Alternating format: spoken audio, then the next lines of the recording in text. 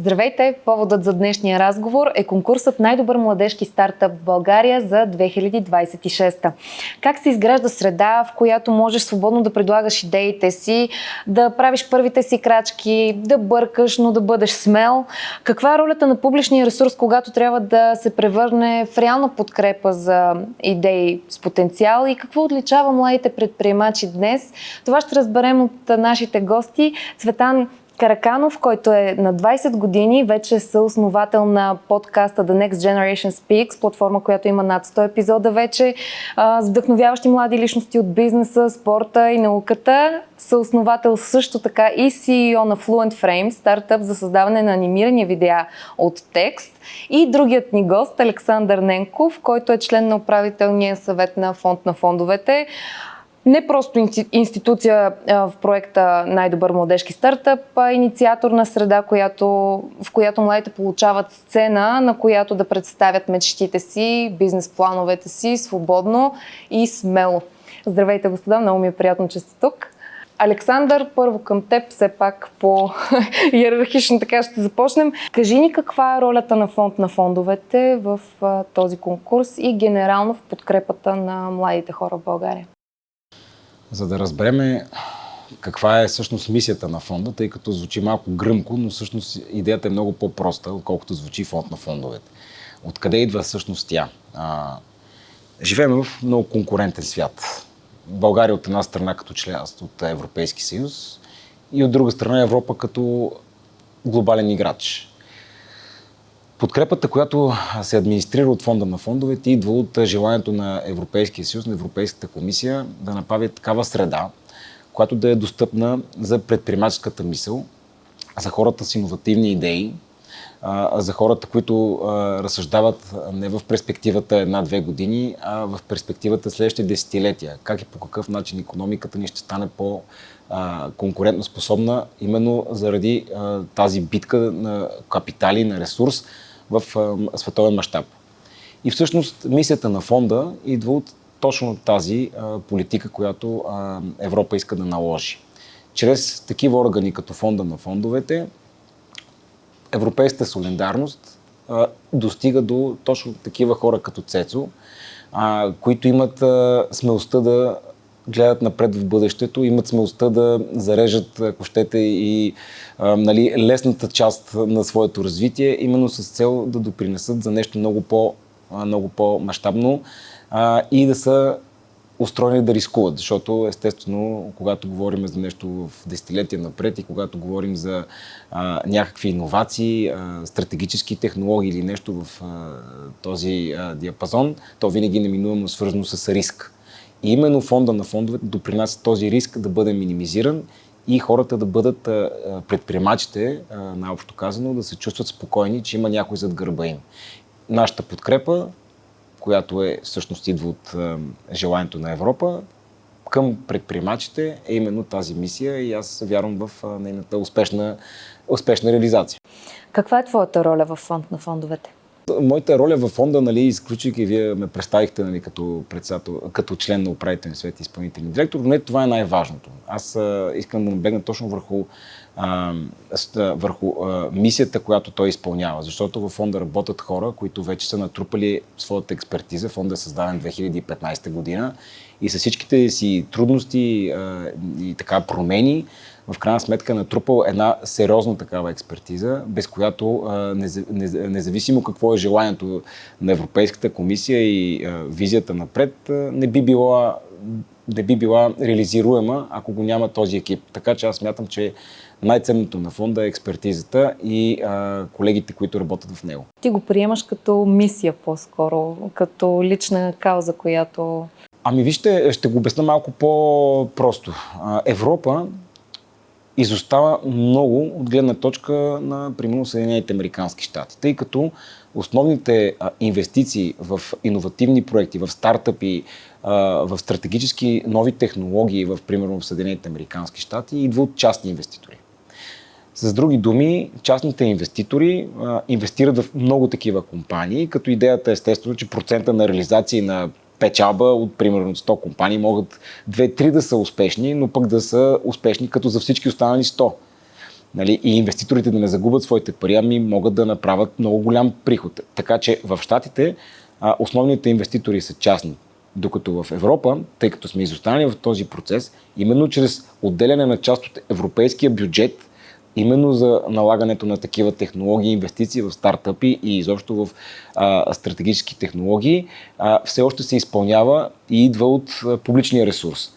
Мисията на фонда е именно да създаде такава екосистема, така наречената екосистема, че в един момент и нашите предприемачи, и фондовете, които управляват нашия ресурс, тъй като те са новосформирани и трупат своята експертиза, то в някакъв момент логиката и целта на нашия фонд е публичният ресурс да изостане за сметка на частните инвеститори. Когато частният инвеститор види, че нашите фонд менеджери, които управляват нашия ресурс, инвестират в правилни компании, изкарват добра доходност, то тогава и частният инвеститор ще бъде много по-склонен да инвестира в тях, а не да се очаква, че само публичният ресурс, тъй като той не е достатъчен. Ако искаме да вървим и да сме конкурентни, по този начин трябва да се опитаме да мобилизираме още частни инвестиции и това да доведе до истинска конкурентност и конкурентоспособност на България в рамките на Европа и Европа в рамките на световния икономически диапазон. С колко млади хора към момента сте се срещали и всъщност сте успявали да реализирате проекти? Ако погледнем на предишния програмен период 2014-2020 година, реално стартъп компании, говорим за компании новосъздадени с някаква хубава идея, с така по-рискови инвестиции, са около порядка на 330 компании. В настоящия програмен период очакваме да се удвои всъщност инвестициите в такива компании и за в бъдеще, нали, експоненциално да расте всъщност броя на компаниите, които са инвестирани от публичния ресурс чрез фонда на фондовете. Идеята на Цветан, той запозна ли ви още в началото с нея или на по-късен етап се срещнахте след като... Само, че неговата инвестиция не е от фонда, нали така? Да. Той всъщност с частни инвестиции при него, той си е успял да си убеди инвеститори, които да финансират неговото публично Става все по-интересно, Цветан. Затова казах, че сега към теб. Аз знам, че ти е можело да продължиш висшето си образование в Бокони, даже си бил приет. Да. Много млади хора получават тази възможност и не искат да изпуснат на никаква цена. Как ти реши, че оставаш в България и започваш да градиш сам от нулата? Може би причината беше, че това, което правех тогава, именно аз бях пред по-миналата година, на ноември месец, тогава излизаха резултатите съответно на ранно кандидатстване. И съответно тогава трябваше да избирам дали да хода, но в същото време бяхме започнали компанията да развиваме. Съответно това, което правех извън училище, фокусът ми беше изцяло върху това да развиваме компанията и да се пробваме да намерим нови клиенти, да създадем продукт, който решава реален проблем. Тогава се опитахме да решим проблем, който аз имах, а именно беше в началото да помагаме с създаването на short form content и примерно заглави, дескрипшени на подкаста, да кажем как този подкаст го имаме като материал, след това лесно и бързо да се качва в платформата и да създаде изрезки за YouTube, за TikTok и така нататък, както и заглавия на епизода и дескрипшен и таймстампове, което на мен отнемаше доста време. Тогава аз си казах, че и след Бокони искам това да го правя и в момента, особено както бързо се развива изкуственият интелект, доста от нещата се адаптира, доста от нещата са нови и даже когато си млад имаш по някакъв път предимство, защото аз съм израснал примерно последните 2-3 години с цяло с това да ползвам изкуствен интелект, за да пиша код, за да се уча да кажем как да правя някакъв маркетинг, да пиша някакви съобщения и така нататък. И за мен беше ясна стъпка, че Бокони няма, мога да отида на университет в следващ период, ако имам желание, но в момента сметнах за по-добре да продължа да развивам компанията. Когато в последствие доста се промени идеята, минахме през различни периоди на развитие и съответно до момента продължаваме да я развиваме. Към този момент си бил уверен, че сега е времето, в което трябва да започнеш, имал си вътрешното усещане, увереност в идеята, но нямаше ли притеснение, че може нещо да се обърка и пак трябва да започваш от начало? Кой те подкрепи? Как ти сам се мотивира да вземеш все пак решението? Защото на 20 години, нали, всеки прави грешки, нормално е, дори и ти да беше сгрешил, щеше да е нормално. Как се случиха нещата? Ами може би една от причините е съдружника ми, който също бяхме с него сме от 8 клас, седим заедно на един чин. Той съответно също реши да не ходи, което пак беше комитмент от двамата да се фокусираме изцяло върху компанията. Третия ми съдружник също Георги, който пак той каза, че иска да влезе в компанията и тогава и той ни подкрепи като по-възрастен и каза, че нали, повярвахме още повече, че може да направим реално бизнес.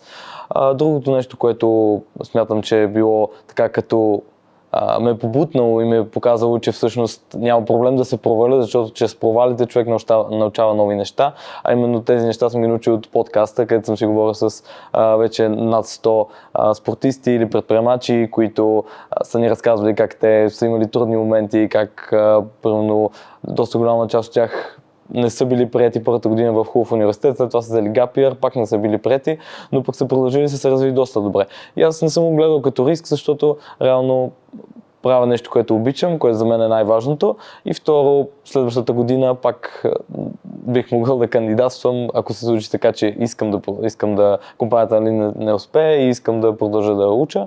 Но за момента смятам, че се развиват добре нещата и сме изцяло фокусирани да развиваме още повече. В началото как успяхте да привлечете инвеститори? Какъв капитал привлякохте? Ами ние ги привлякохме една година след като започвахме, т.е. компанията стартира около ноември 2024. Ние затворихме инвестицията ноември 2025, като начинът по който ги привлякохме, чрез контакти, чрез познати, от подкаста пак се изгражда някакво доверие, понеже смятам, че това е доста важно някой да види, че си направил нещо, че съответно не говориш просто празни приказки, а си работи върху нещо, не си се отказва и така нататък, защото нали, най-важното, особено в такъв ранен етап за една компания е не само идеята, но и екипа, защото ще има изключително трудни моменти по време на компанията и е важно тези хора да могат да издържат на напрежението, да минават през трудности, да са сплотени, да си помагат един на друг и съответно смятам, че това убеди, показвайки, че ние сме се отказали да ходим в университет, добавяйки с това, че всеки от нас има зад гърба си дали, че сме работили в някакви различни компании или че примерно, съм снимал 100 епизода на подкаста, показва на инвеститорите, че всъщност ние се опитваме и ще продължим да се опитваме. Тоест си имал летящ старт от самото начало. Ами, да. Какви бяха трудностите? Няма как да не е имало трудности. Със сигурно, аз казвам нали, така по-бързо нещата как се случили, но със сигурност съм имал трудности. Не съм очаквал, примерно, че ще затворим инвестиция. Не съм очаквал, че да кажем, има някакви моменти, в които е трябвало да кажем да се кача на разговор, да заключа някой клиент, само защото трябва да платим някоя друга услуга. Понеже през цялото време аз съм вкарвал моите и съответно съдружниците са си карали собствените пари за това да може компанията да се развива. Нали, преди да инвестицията, една година ние вкарахме наши средства и нали, в случая аз съм получавал просто джобни от нашите, които съм ги използвал, за да може да си плащаме сървърите или пък да правим някаква маркетингова кампания. Така че тримата, аз, Георги и Димитър, съответно вкарвайки нашите средства, това може би в някой момент, когато са повече, се ставало по-трудни моменти, но пък смятам, че сме се справили и помагали сме си взаимно, което е най-важното. Намирането на инвеститори към теб, Александър, трудно ли е според теб за младите хора? При тях се е получило, но капитала често е ограничение, което спира развитието на дадени идеи. Как гледаш ти на нещата? Истината, че едва ли е лесно. Той Цвета много така набързо го разказва, но предполагам, че са срещнали много трудности и сега докато го слушах се замислих дали примерно на моите деца бих им позволил да не си завършат образованието с идеята, че те имат някаква мечта, искат да я реализират сега и веднага и че искат да хванат нали, вълната на своите така амбиции. Не знам, еднозначен отговор по темата не бих дал сега. Но ти пък работиш в сферата. Много е близо до теб. Със сигурност не е лесно. Със сигурност точно това и преди малко споменах каква е идеята на фонда да покаже от една страна на инвеститорите, че има компании, които имат своето бъдеще и независимо, че може да се струва в този етап малко сюрреалистично, то ако има достатъчно инвестиции в такива компании, те биха изградили икономиката и печалбата на много други нива. Мога да дам един много прост пример. Подобен е случая, примерно с играта Angry Birds, която всъщност започва по този начин, с един стартъп, която всъщност прави мултимилионни или милиардни приходи от един стартъп. Така че никога един инвеститор не знае в кой момент той ще оцели правилната такава инвестиция. Но със сигурност трябва да имаш, може би, две неща. Ние, когато бяхме с теб на конференцията за следващото поколение предприемачи, ставаме въпрос за разликата между мечтател и предприемач. Ето, Цецо е предприемач, защото има мечта и прави стъпки да я реализира. Дали ще успее, ние му пожелаваме в по-нататъчен етап. А мечтател е човек, който има само мечти, но не се опитва да ги реализира. Така че, две според мен са условията. Първо да си истински предприемач, да правиш малки, големи стъпки, да грешиш и да имаш, винаги казвам, и малко късмет. Без късмет, за да попаднеш в точното място, на правилните хора, да убедиш правилния инвеститор, да намериш начин да се сближите, така че той да ти има доверие. Това са, може би, две от основните важни факти и фактори, които предопределят твоето бъдеще, защото и завършвам с това, че изключвайки фонда. Фонда е някаква част от глобалната система, от екосистемата. Възможности има. Живеем в свят, в който нямаме ограничения на възможностите. И аз вярвам в това нещо. Не говоря само за България, навсякъде.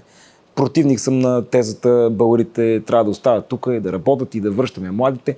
Светът е отворен. В крайна сметка ти твоята принадлежност към собствената си държава няма да я загубиш. Дори хора, които по 30-40 години живеят в България, те пак са българи. Така се чувстват като българи. И аз го оценявам като това, че всеки има правото да живее, да се развива, да се чувства щастлив. Това е смисъл един човек, нали така? Да се чувства щастлив. Това му е неговата мисия.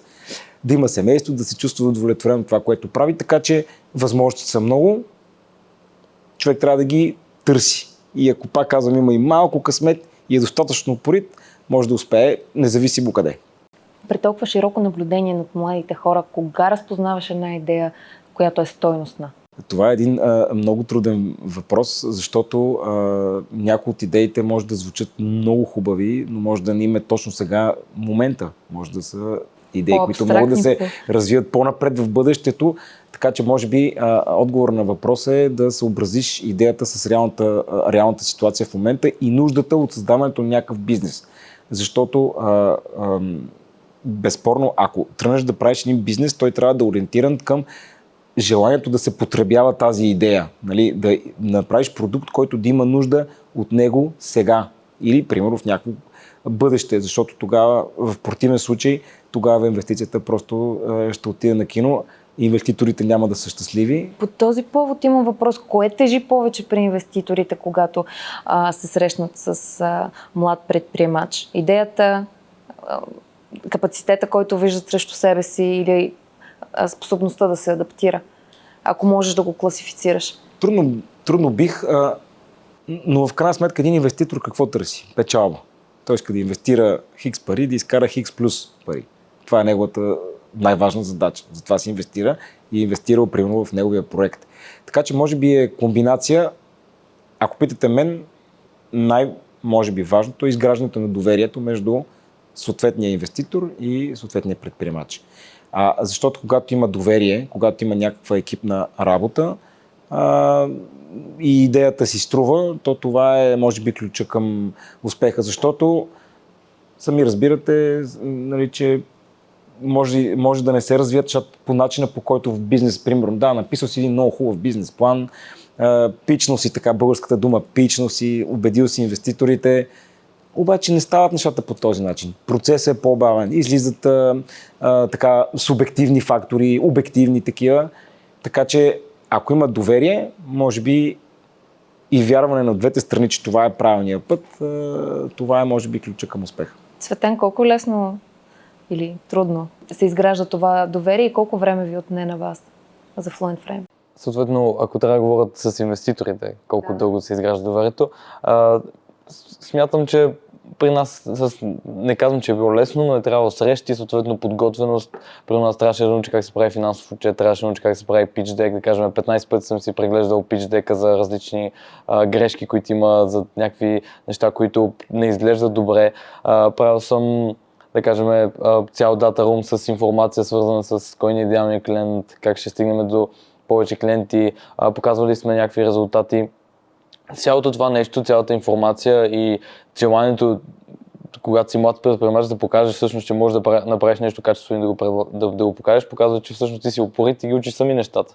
Понеже това е нещо, което пак изгражда някакво доверие, че ти си способен да успееш да фигураутнеш как ще продаваш, на кой ще продаваш и така нататък, което е най-важното, защото инвеститорите помагат с капитал, помагат с ресурси, но те не са всеки ден до теб да ти помагат. И доста често се случва така, че ти сам трябва да решиш днес какво решение да вземеш, дали да промениш идеята, дали да направиш този нов фичър, който да помага на потребителите, което именно това смятам, че изгражда много доверието, да покажеш на инвеститорите, че нещо си направил, че си изкарал някакви пари от продукта, че си се подготвил добре, че имаш хубав pitch deck, че показваш това, че си израснал, като сам си учиш за това как да правиш нещата и съответно пак по същия начин доверие изгражда и трак рекърда, който имаш за теб, който на 20 пак може да е труден, но мисля, трудно да имаш много голям трак рекърд, това дали си работил в някаква голяма компания и така нататък, но пък има доста неща, които човек може да прави, така че покаже, че ти си сериозен и че си способен да направиш компания и да я развиеш. На теб имаш ли кой да ти го каже това, когато започваше? Или го научи в движение?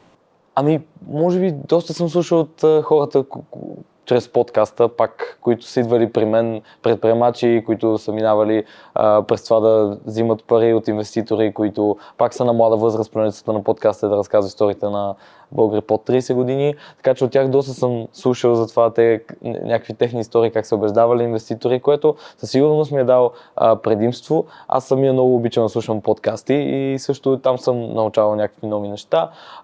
Също така, допитвайки се до познати, които съм се запознал покрай подкаста, пак ми е помогнал някаква степен.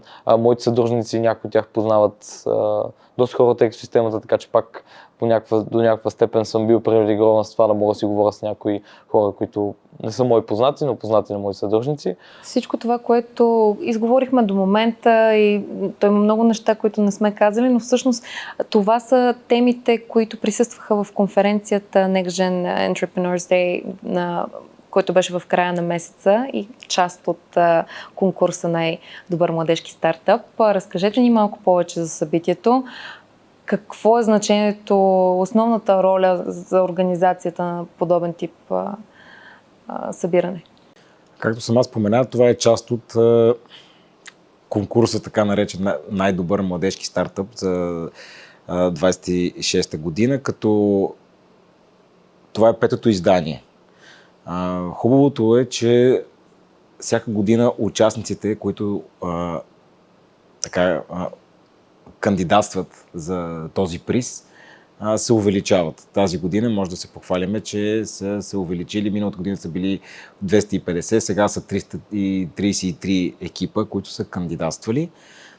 И ролята всъщност на тази конференция и на всичките съпътстващи събития около кандидатстването на тези екипи е да ги сблъска с, както и той каза, нали, с хора, акселератори, институции, предприемачи, да чуят различните гледни точки, да се опитат да си моделират тяхната идея през призмата на останалите, които са участници в така наречената екосистема. Така че всъщност конференцията е част от този процес и за хубаво или лошо, мисля, че тя се получи много хубаво, защото дори на мен ми беше полезна. Да, ние сме представители на една институция, да имаме повече поглед върху глобалните процеси и върху това какво се очаква от нас като държава. Но ако не чуеш и другата страна, ако не чуеш всъщност техните проблеми, техните очаквания, ти трудно можеш да моделираш тази финансова подкрепа да е ефективна към крайния получател. Защото нали, ако седиш само в офиса и четеш ни документи, ни регламенти, е едно. Ако чуеш как и по какъв начин млад предприемач иска да стигне до финансиране, какви са му проблемите, било нормативни, законодателни или някакви други, ти ако не чуеш техните проблеми, трудно можеш да си свършиш работата. Защото ние получаваме един ресурс, но нашата основна задача, аз затова наблегнах и на екипа в началото, защото ако подкрепата идва като си представете някаква стойност, някаква сума и някакви общи насоки, то нашата задача тук вече на местно ниво е да го моделираме така, че да видим какво е търсенето на пазара от съответните ресурс, от съответния инструмент, за да може да бъде ефективен. Не просто да кажем да, дадохме едни пари на едни фирми, а наистина да намериме начина, че икономиката ни, бизнеса да става по-конкурентен и по-добър, а пък те от своя страна да мечтаят смело и да знаят, че имат възможности да им се реализират мечтите. Какви според теб са основните разлики в характера, отношението, подхода на Gen Z-тата в сравнение с предходните поколения? Може би те мечтаят повече, по-смело мечтаят. Нали, това, което, тъй като той е един много малък, но ярък пример за това как един човек е готов да зареже всичко, нали, в името на своята цел, което е риск. И ако може да ги характеризираме така нареченото Gen Z следващото поколение, може би те са по-големи мечтатели, имат повече възможности, може би са и повече осигурения, ако щете, защото за да мечтаеш, нали, трябва да си задоволил. Има една пирамида на Маслоу. Нали, сме учили, поне аз съм учил на времето. Не е толкова отдавна, но съм учил. За това, че нали, човек първо трябва да задоволи собствените си очаквания, нали, най-битовите, за да може да гледа напред към върха на пирамидата. И може би те имат тази възможност. Защото, ето, ако видите и България в частност, България забогатява през последните 30 години. Нали. Вижда се това нещо. Ние може да имаме много свои проблеми, но генерално е така. И може би тяхното поколение, осигурявайки, нали, от родители, от най-вече от родителите, нали, своите базови потребности, те могат да имат свободата да гледат напред. И аз затова на въпроса дали бих позволил децата ми да не си завършат висшето образование, но пък да имат своята мечта, която искат да реализират, затова казах, че еднозначно не мога да я отговоря. Защото може би ако дойде този момент и аз видя, че те наистина биха могли да успеят, нали, тогава може би ще си задам въпроса, може би пък да рискуват, защо пък не. Нали, така че може би това е характеризирането на това ново поколение, че те са много по-смели. Много по-смели, а най-вероятно следващите поколения ще стават още по. Надяваме се. А ти как се самоопределяш и определяш връстниците си? Съвпада ли мнението ти с това на Александър? Да, сигурно. С което бих добавил е, че света последните години, 10-15 се промени така, че стана доста по-глобален и примерно аз в момента мога да слушам примерно подкасти с Питър Тил, Илон Мъск, да видя в интернет как някой пак 19 годишен в Америка, да кажем, е създал също някаква огромна компания и примерно е взел 4 милиона инвестиция. Или пък как е създал някакъв иновативен продукт, който според мен света доста се е отворил и имаме достъп до много информация и лесно и бързо до която може да се достигне, особено с изкуствен интелект ни позволява и по-бързо да учим, и по-бързо да създаваме продукти, и по-лесно да се адаптираме към нещата. Така че смятам, че това е доста голям плюс за нашето поколение, че до някаква степен, да, готови сме да поемем повече риск и съответно. Да, аз бих добавил точно това. Информацията. Наскоро гледах едно проучване. Има такава теория за разпад на знанието. Ако учиш нещо, колко години то ще бъде ефективно, нали, като това, което ти остава в главата като учене. И примера, най-яркият пример, именно предвид въвеждането на новите технологии, на ужасната скорост, на която се движи света и неговото развитие, примерно медицината. Преди разпада на знанията на един специалист, който е завършил медицина, е било порядъка между 40 до 50 години. Сега е между 5 и 7 години. И тук говорим за изследване, което е преди масовото навлизане на изкуствен интелект, което означава, че ти всяка следваща година, месеци, може да си вече недостатъчно ефективен. Което означава, че ти трябва постоянно да си достъп до тази информация, да учиш. Да, дали с образование по стандартния начин, което аз наистина не го отричам, нали, напротив. За мен това е важно.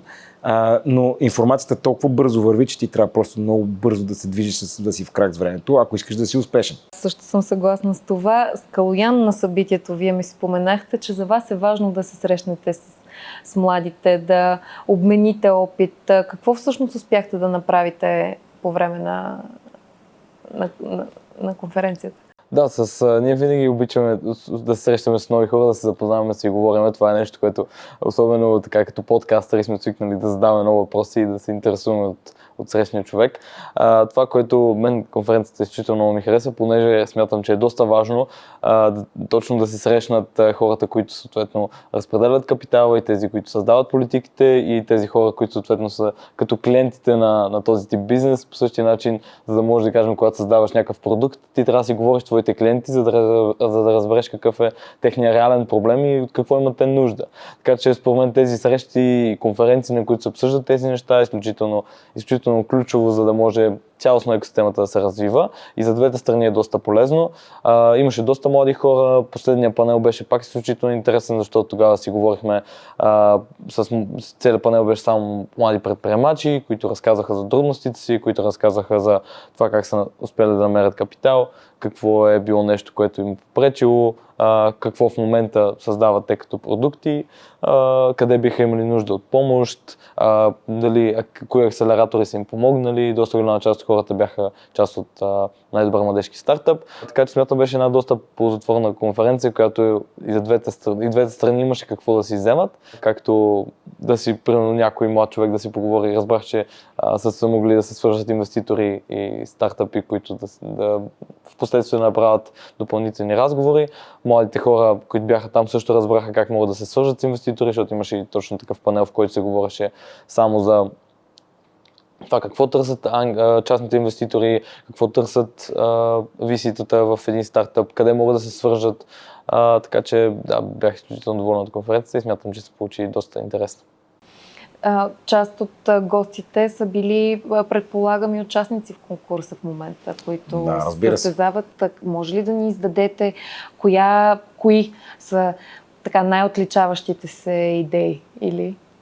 Аз мога да кажа, на Bodyguard бяха едната компания, които създават платформа, която помага на хора, които имат свободно време, да могат да отидат и да помогнат с разхождането на кучето на някой човек, което доста добре се развиват. Даже наскоро доста голям рун затвориха. Entela създават торове, които помагат с по-бързото развитие на растенията. Другите компании, които бяха, са BioBliss, които го създават 3 момичета от Иван Апостолов в училището. Така че да, в смисъл получи се доста готина дискусия. Мисля, че всички останаха доволни. Кажете ни организационно на какъв етап е конкурс, кога ще има победители, кога приключва всичко? Официално така ни е на закриването, на официалната церемония, което ще е на 10 юни. Уточняваме часът и мястото. А как ще се развива от тук нататък е последния начин. Има 3 категории, зависимост от развитието и идеите. Така че 3 категории, които са все едно като малки подфинали, но всъщност това, което е и най-важното, там където ще бъдат раздадени призовете, то е на 10 юни. Искам да отбележа, че за разлика от предишни години, тук сме говорили с част от нашите фонд менеджери, които управляват ресурс именно насочен към стартъпи, към новосъздадени компании, каквито са и всъщност нашите кандидати. Така да се осигури и финансиране, стартово финансиране за тези компании, които са с най-добрите идеи, с най-добрия бизнес план. Искам нещо да добавя, защото според мен е много важно. Не знам защо сме така устроени да се самоподценяваме. Искам да ви кажа, че наскоро излезе едно изследване на Евробарометър, където България всъщност е тук пише, че сме на първо, хайде да кажем, че сме едно от първите места по най-много инвестиции, говоря като публичен ресурс, именно насочен към тази така наречена екосистема. Големия проблем идва в последствие, който всъщност е проблем не само в България и в Европа, когато много наброй малки инвестиции в много компании, но големия проблем, който все още не е, и затова екосистемата трябва да се разраства и инвеститорите да повярват в тяхната си роля, е когато една компания стартира, тя е успешна за някакъв период от време, но има необходимост от вече много сериозен ресурс, ако иска да излезе на глобалния пазар. Ето това е проблем и една дупка, един геп, който все още и на европейско ниво не е достигнал до своето решение. България на този етап има много добри условия. добра среда, Добри кадри. Вече тази екосистема се е поразвила последните 10 години. Има експертизата, има фонд менеджерите, които вече са натрупали така своят опит. От тук нататък от нас зависи как ще надградим, нали, този процес. И така, че компании, примерно, ако утре неговата компания се развие до някакъв етап и вече и е необходимо много сериозно финансиране, не просто, нали, някакъв финансиране от порядъка на няколко стотин хиляди, примерно, евро, а вече трябва примерно 10, 20, 30 милиона и нагоре, вече да има инвеститори, които да вярват, че това е печелившо. Харесва ли ти колко мащабно гледа на неща? Да, със сигурност. На фирмата. По този начин трябва да мислят, трябва да мислим всички, за да може съответно да създават компании, които реално променят света и променяйки света, променят и екосистемата.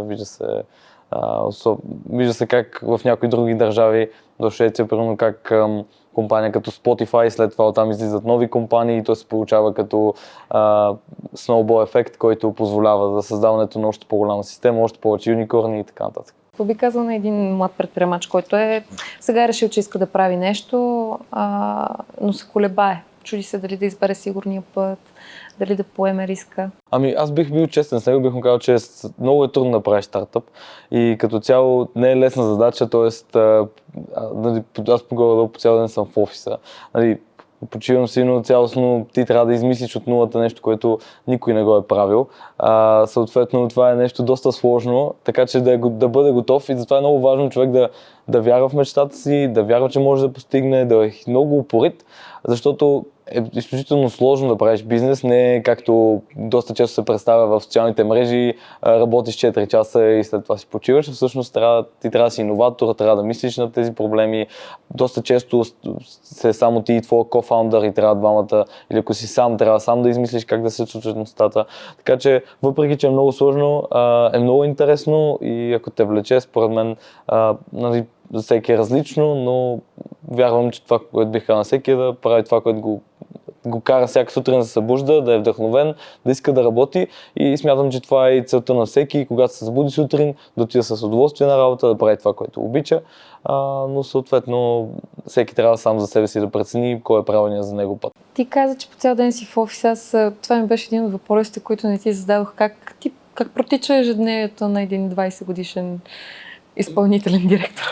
Горе-долу към 8:30-9 съм в офиса и седа до към 7:30 и съответно след това отивам на фитнес и мога да си вия. Намираш време, т.е. поне за малко лично удоволствие, разтуха, фитнес, казваш, че... Това сигурно е много важно, защото стартъпа не е 2 месеца да работиш като луд, по някой път отнема от 5 до 10 години, за да може един стартъп да бъде успешен.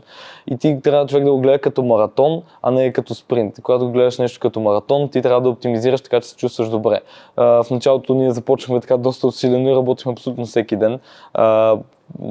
Пренебрегнахме доста голяма част от нещата, което в един момент ти не си продуктивен, не можеш да свършиш работа и не е толкова добро часове, колкото да енергията и в какво вкарваш тази енергия, защото ако се движиш в грешната посока и се фокусираш върху някои безмислени неща, примерно сайта, колко дизайна на сайта цял ден го гледаш, вместо да отидеш да говориш с 5 нови клиента, то всъщност не води нищо по-добро за компанията, така че е много важно къде си вкараш енергията и по какъв начин човек да си почива и съответно да оптимизира, да може дълго време да издържи на това да работи. Добре, балансираш ли се пак социален живот, приятели? Да. Имаш ли време? Да, със сигурност. Неделя сме си го ставили като ден за почивка, така че добре, пак е нещо. Има време, в което си почивам.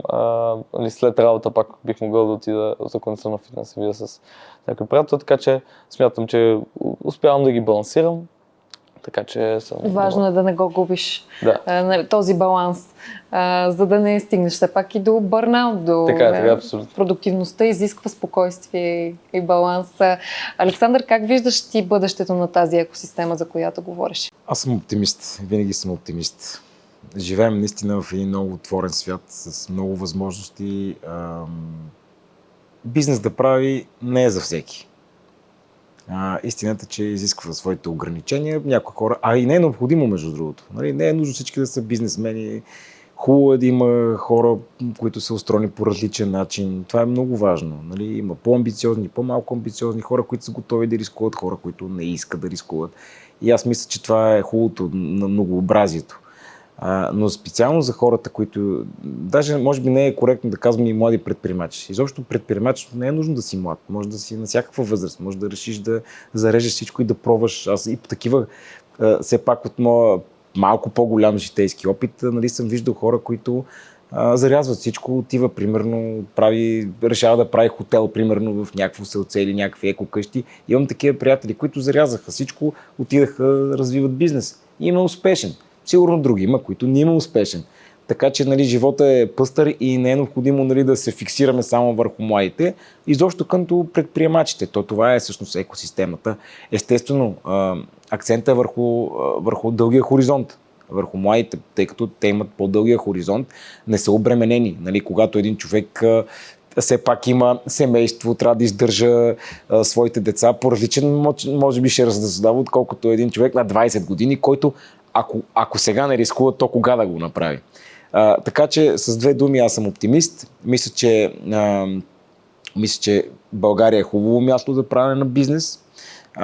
Мисля, че трябва да се развива тази екосистема и тя ще продължи да се развива, тъй като ако гледаме назад във времето, откакто е създаден фонда, откакто изобщо е създадена тази екосистема, тя върви напред. И не случайно България се води на едно от хубавите места, именно за инвестиции в такива ново създадени компании.